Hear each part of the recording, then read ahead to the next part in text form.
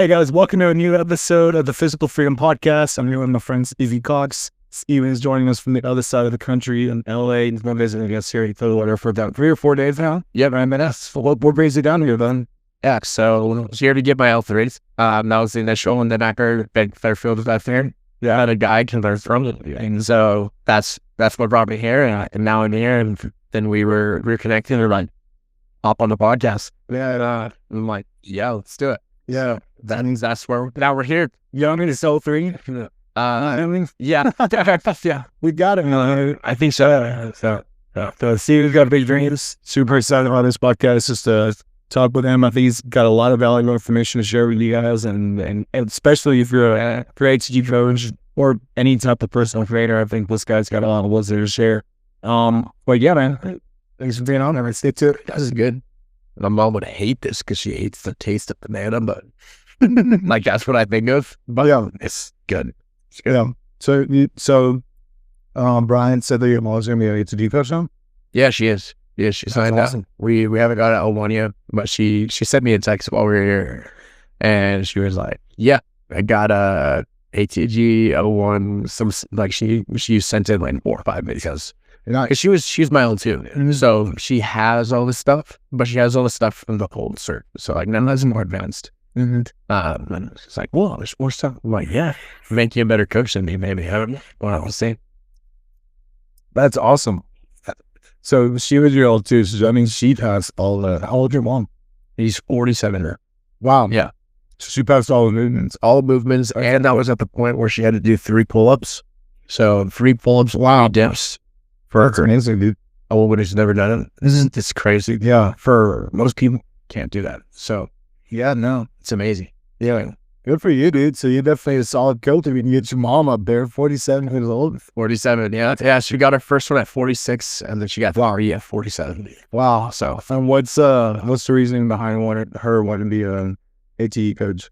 part of it is from what we've talked about. She was supposed to help people. So she's seen a need in that sense. It's like, I'm pretty full. Yeah. So there's people that are like, hey, can you do this? Can you do this? And I'm like, no. Yeah. And she loves movement. So I think there's that too. Like, okay, there's a need, and it's something that I love. I want to learn more about. I mean, I would say she knows everything that a water coach would need to know. She just needs to pass it. Wait 3 months. And that's just because I've taught her as we've gone through, and she's wanted to learn. It's like the difference in the clients of like the client who wants to just have you teach them the movement and have you do the movements real quick, which is respectable, and that's how it is. And then there's the client who's like, I want to understand everything about our movements. Yeah. She's one of those ones. It's like, I want to understand everything about the movements, and then gives a sense from that. So yeah, that's where she started, and they'll go there. That's good. So when you say you're full, what is that like for you? Yeah. Daily schedule, I just like 7 to 8 is first client. And then typically I'm working training until about 12 to 1:30 ends of the day. And then the 2 days of the week, I'll do evening sessions. And that's like between 2 to 3, sometimes 4 if there's a makeup Monday evening. So those days can be really full of like 7 to 12 to do the 7. It's like the max amount of days, like work that I'll do. I don't like teamwork for training because I'm programming. I'm running up all that, get everything. So full it's full. How many one-on-one? And then I've calculated in my head, it is clients wise. There's about 12. Nice. And sometimes I go down to 14. And then those are, well, I guess we can't say clients because there's a lot of 2-on-1s, but as I go through that, so between, like in the morning, there's about 4 or 5 sessions. And then in the evenings on those 2 days, there is 2 to 4 sessions. So that's kind of like the hours of the day. So, But I mean, like, how many a week? how many a week? Oh, it's calculated between 20 and 30. Oh, okay. Depends on the time. I do travel training as well. So Oh, nice. it's hard to calculate that out. Yeah. Like, okay, there's the drive days for this. Is that one session? Is that one sessions? No. But as you do the travel training, it's like, okay, it's higher investment, but They did enough focus. You're bringing up your equipment, all of that stuff. Yeah. As you go through it. So, and that's why the question goes like, okay, how many this? And that's like, and do you calculate that? I calculated as it'd be like 20. Yeah. I calculated as multiple. Yeah, like 30. I would say you probably should calculate as multiple. Just do study probably 1 hour, just to go back and forth there.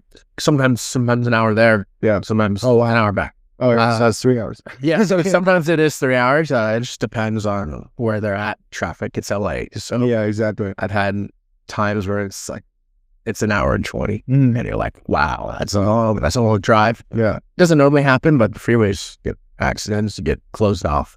What are you supposed to do, right? Yeah, dude, you're hustling. Like, you're getting at-home visits in LA, so you're like extra traffic. You listen to podcasts and things like that. Yeah, so what I've been doing, like the last week and a half, I went through the whole book of Outlive, which is a 17-hour audiobook.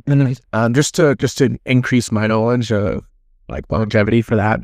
Nice. And then podcasts, like the top podcast I listen to is Alex Hormozy. Yeah. Kilo has great stuff on training, getting really more knowledge on that. I'll go through the ATG Ben Clairfield calls, the France calls, all of that stuff. Like I just have it playing. And even if I'm not completely focused, it's going in my brain. Like it starts coming out while I'm training because it's just constantly there.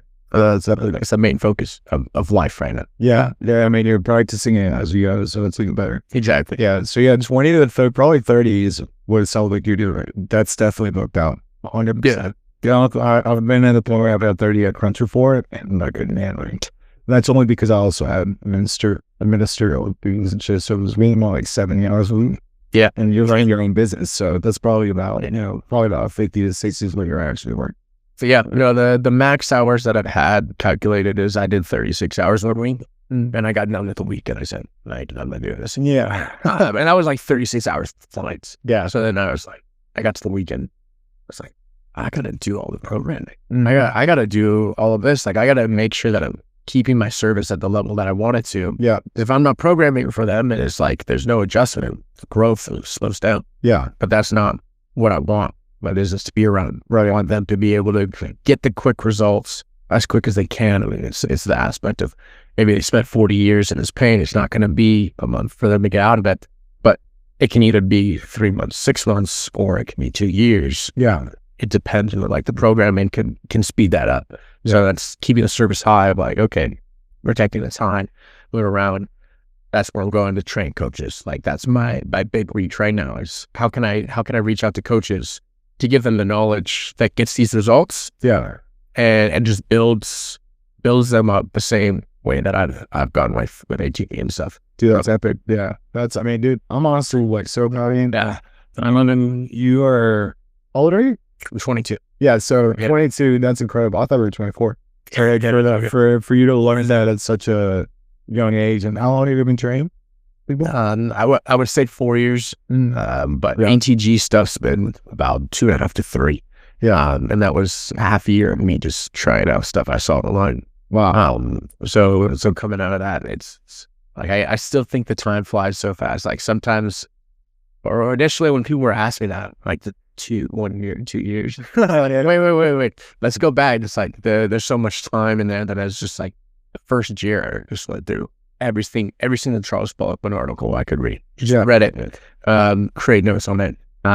Everything Ben Clairfield that was out. Like there's so much more out now. It would take forever to go through all of it, but if you like at a younger age, you're about the valuable asset is you have time. Mm-hmm. So if you use that time to learn, like you're going to create more opportunity for yourself. Yeah. And people underestimate, I think, a lot of the time how much time it takes, but also how much time they have. Mm-hmm. If you cut out video games, if you cut out TV, you cut out all the entertainment and don't watch sports too often, keep up on some of it, but most of it I don't. It's like, what does that time get replaced with?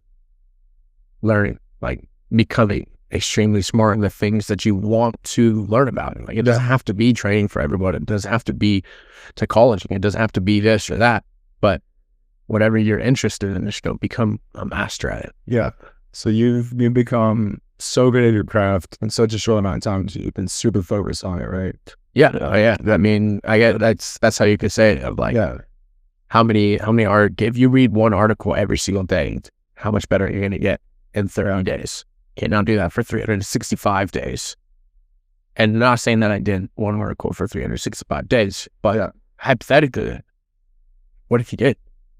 Like, on the same topic from every side, you would have such a wide range. Like, you wouldn't be pigeonholed into anything because you accept the overwhelming like arc of the concept that you want. Yeah. So that's where I always encourage people. It's like, if you want something, just go after it and continue to go after it. If you want to, like, even down to the basics, if you want a perfect split squat, go after it. It might not only be doing split squats. Yeah. You might have to build around the foundation to build what you want to build.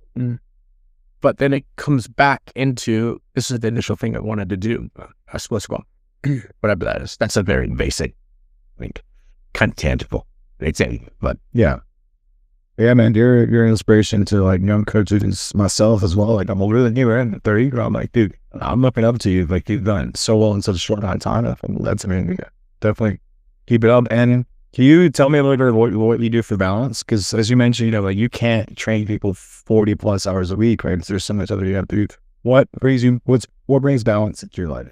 Yeah, so for me, I love sports. Yeah. So any sport that I can get into, I will. If I went, like, just to go through, like, snowboarding, surfing, wakeboarding, those are all the board sports that I just absolutely love. I can't stay. It's not my favorite. It's like, you can go to racket sports. So you got pickleball, racquetball, tennis. I love ping pong. So just an example there. It's like, for a month, there's a ping pong club in LA. And I went there. I played for 5 hours and I lost every single game. Yeah. I'm good at ping pong. Like, if I played any normal person but it's like, everyone who was there was super specialized in it. But it was so fun for me because, like, this is learning a new skill. So anytime I can learn a new skill, that's where I feel the most refreshed. And that's not like, those aren't even the main sports I play. Snowboarding could be up there because it's just one of my favorite things to do. Yeah. But you got, like, soccer is my main sport. That's where I come from. Tennis was one of my main sports as well. Rugby became a big part of my life as I went through college. And then basketball, it really only started after, like, ATG. I saw them playing. Some people were inviting me out. I was like, okay, like, I'll try it out. It's so uncoordinated for, like, the first few times. They always were laughing at me. They're like, oh, the ATG guy that can't play basketball. Oh, literally, It's a sport. yeah, it's not my sport. But now I can play basketball. Yeah, you were out there dunking the other day. Yeah, so dunking, it's not my sport. So the movements are secondary. Like, I have to think more about it. Rolling off a screen feels weird, but I am starting to realize, like, how that works, how that moves. You never set a screen in soccer. Yeah. I mean, not for the ref to see. You know what I mean? But it's just a different movement. And so learning that, though, is what inspires me. That's what pushes me forward. And the better I get in the gym, the faster I've been able to learn the different skills that it takes. Because the body's not limited. It's because it's a very mental thing versus a physical thing. Yeah. So that's where, like, at night, most weeks, I'll play 2 to 4 different sports throughout the week. And that's what keeps me young. If you want to say that, but that's what, like, when I wake back up in the morning, I'm like, yep, we got another day. We're gonna help more people get back to the sports that they're wanting to do, the activities they're wanting to do. Sometimes for people it's hiking. Sometimes it's like, I want to play with my grandkids, and sometimes that's, I want to get back to baseball if my elbow hurts. Yeah, I want to get back to Irish dance if my ankle keeps straining. Like, all these different things. But whatever level they're at, it's okay. We're gonna break it down, build the structures that allow you to make it only mental and make it very skillful versus a physical orientation. Right. Yeah. That's the whole podcast, right? It's physical freedom. So that's what you do. Exactly. So you're the perfect guy to have on. You mentioned wanting to do something with Irish dancing. Yep. What do you think is most needed in Irish dance as far as the biggest thing is ankle stability. Okay. So they're up on their toes for whole dance. Yeah. Their heels drop, get points knocked off. So they need extremely strong calves, which most of them have, but they have extremely tight calves, which causes issues when they land or they're exhausted in a sense. Their ankle strength. They sprain them. They do all this other stuff. So strengthening up the tips to create balance in the ankle, and then doing some kind of different foot pressure and stability work with like farmer's walks, stuff like that. Strongman training for Irish dance is extremely effective. Yeah. Because they need the stability with excess weight. And that excess weight is just the force of them from the top of their jump, which they're extremely athletic people, to landing and being able to keep that stability in their ankle, keep their body completely straight. Do these kicks. Flexibility is the other one that I could say, but that one's more known. Yeah. Ankle stability is not as emphasized or used, I would say, to create amazing results of that. Right. Awesome, man. Yeah, and I love that you're playing all these different sports because I use your perspective on it. Help people at different movements, which is, I mean, that's amazing. What, if you could pick one sport for you to focus on, help people with, what would it be?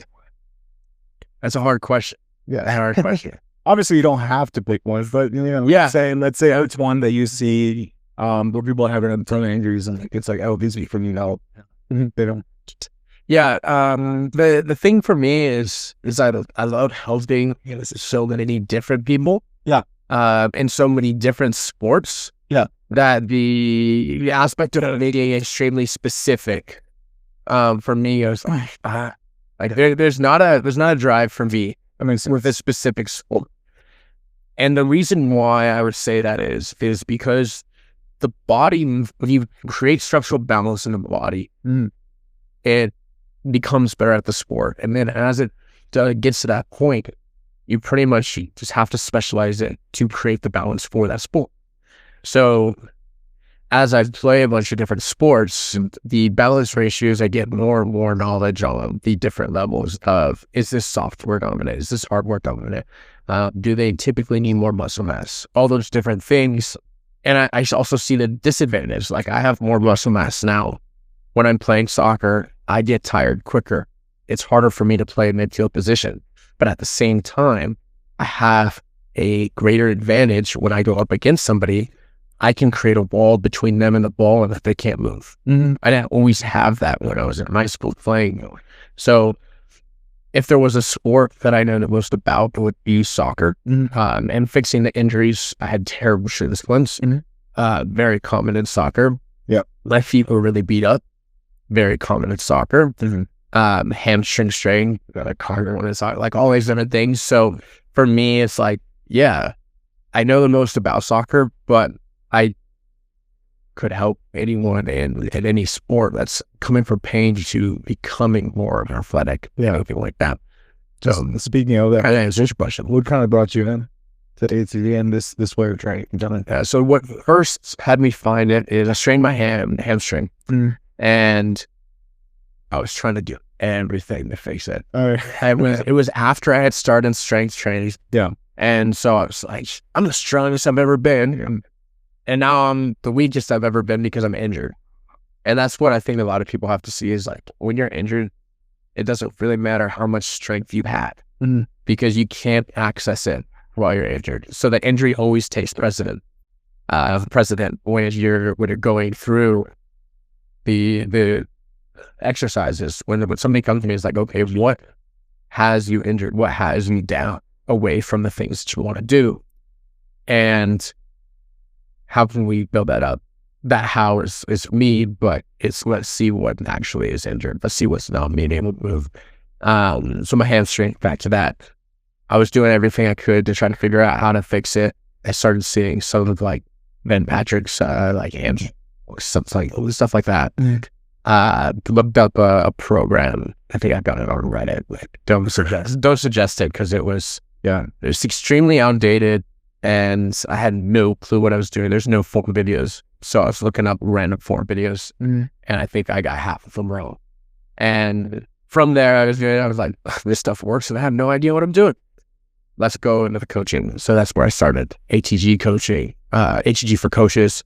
Went through there and got the knowledge. That's kind of where I started of like, okay, now I need to learn everything. Like, I became extremely focused on how can I do how can I focus on everything about this? Because what if somebody doesn't have an ankles? What if somebody doesn't have a hamstring strain? What if it's like a straining and it fixes that? And the methods is what fixes that.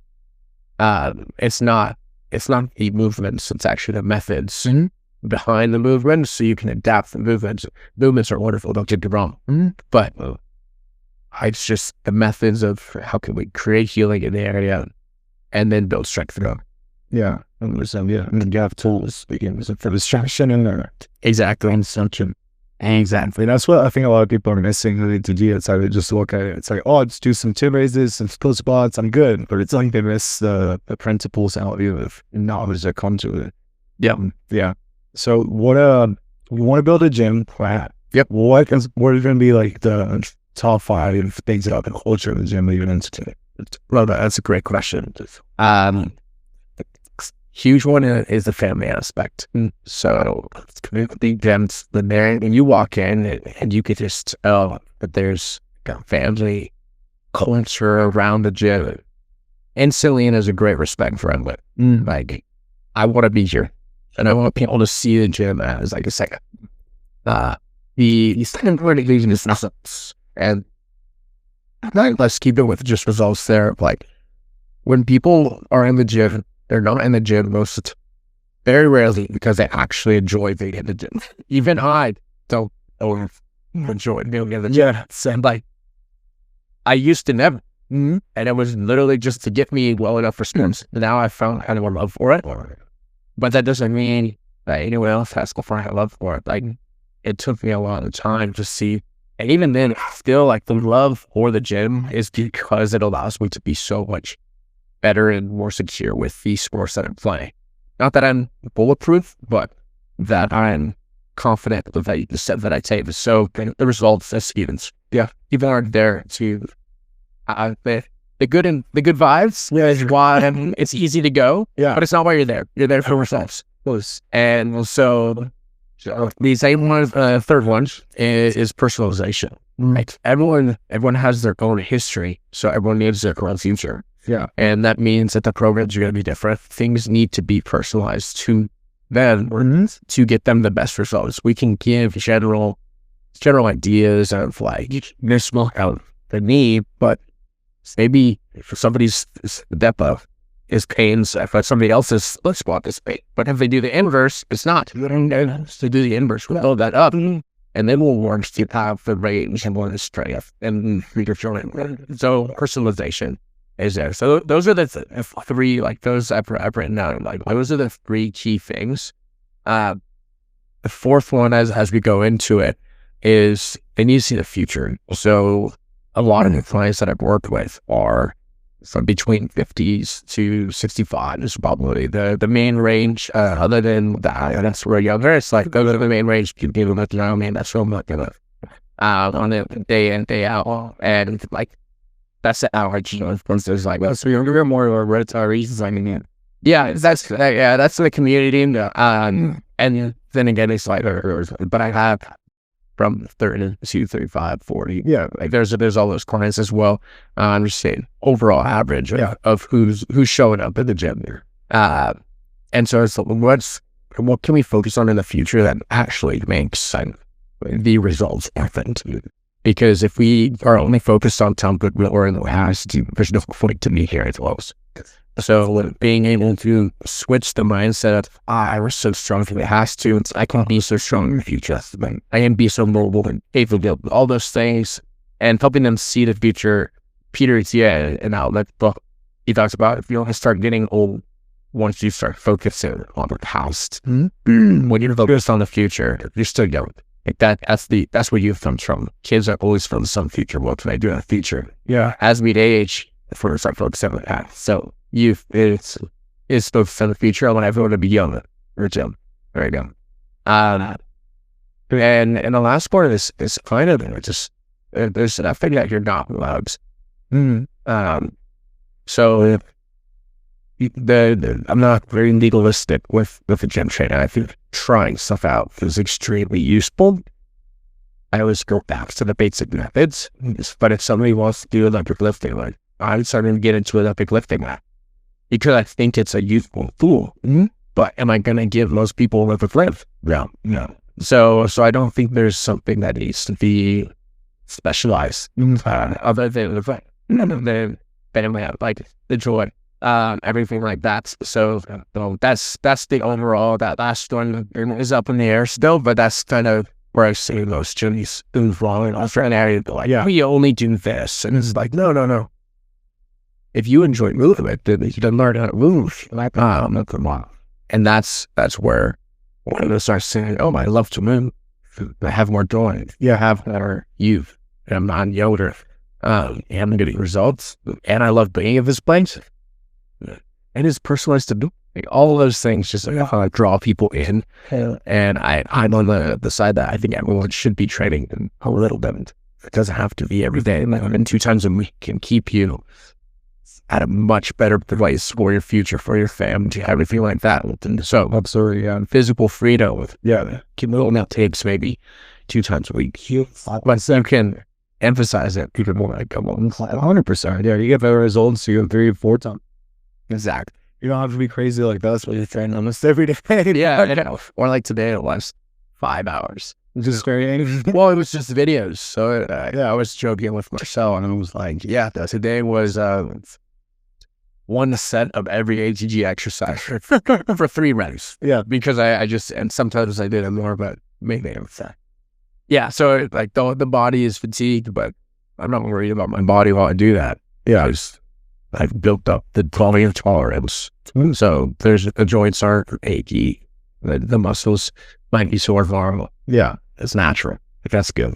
So, Dude, were you super dedicated to your craft, man? I think all your thoughts are very like, excited to see the future ahead here. I think you're going to be great. I mean, you're across the other side of the country, but dude, you're already, yeah. I'll be like, oh, thanks, man. Yeah. Have you been listening to some of I've listened to some of them. I need to get on another because I got time when I drive. Yeah. Physical freedom is so key. It's so key to the future.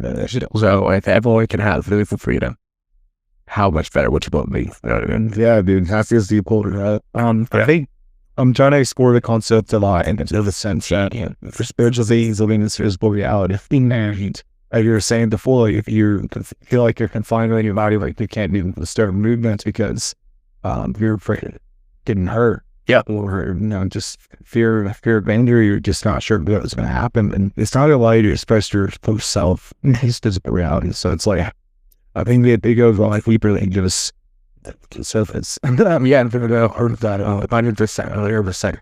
Like, I can lean back on it. The body, the temple of the spirit. We should cherish that. We should build that up. Like, we should build a temple to be as responsive and allows the rest of our bodies, our minds to flow. There's just no limitation there. What else is possible? So yeah, that's another side of it. It's like, what type of worlds do we create where the body is on you then it's blood or so yeah. Dude, you're able to expect more of yourself. You're able to those kind of the monologue that you have within us and through movement, you can express your emotion and just that always turns out that you feel confined or not where, I've been there myself too, like that. I know you mentioned even now, you're very advised for your age, so I'm surprised you never had the time to grow with something that is, be very appreciative of it. Yeah, I mean, and I was depressed.